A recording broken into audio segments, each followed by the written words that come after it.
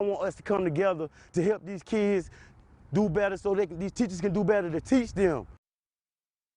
A father taking matters into his own hands to improve his child's behavior in school, and he's asking other parents with kids in the Winston-Salem-Forsyth County school system to do the same. Yeah, and he's going about this in a unique way. In fact, this week he spent multiple days in class with his own son to make sure his son is treating teachers with respect. Fox 8's Caroline Boyer talked with this dad this afternoon. Caroline, I understand he's gaining some traction online as well.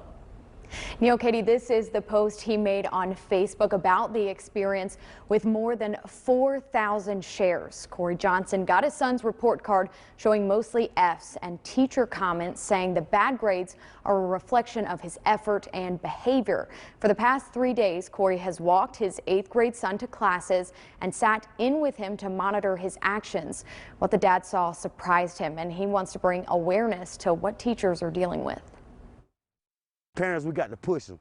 We got to get involved. It's not up to these administrators to make our kids come to school show respect. Not up to these teachers. It's up to us. Corey Johnson's post on Facebook describes his time sitting in an 8th grade classroom at Northwest Middle School in Winston-Salem. The post reads in part, "The blatant disrespect our kids are showing the teachers is ridiculous." He details the cussing and back-talking he heard as educators tried to do their jobs. His son is one of those kids misbehaving. I would have never thought my son would have been there. He don't do that at home. In my prison, he know better.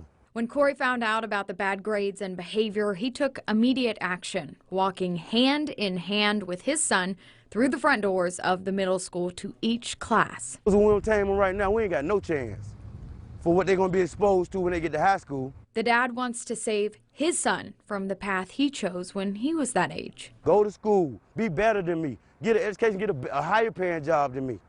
You can do it. All you got to do is try. And he'll continue coming to the school and observing as long as it takes. I will be up there Monday morning. I'm not done. I'm not going to stop till I feel like I can trust my son. From the time he leave my house to the time he get back to my house, he going to do what he's supposed to do when he ain't in my presence. Corey tells me he's working to schedule a meeting with the district superintendent. He wants to discuss ways parents can get involved and how they can help these teachers who are stretched thin. Until then, he's asking parents to have conversations with their kids about respect. Katie. And it's resonating with a lot of parents. Caroline, thank you.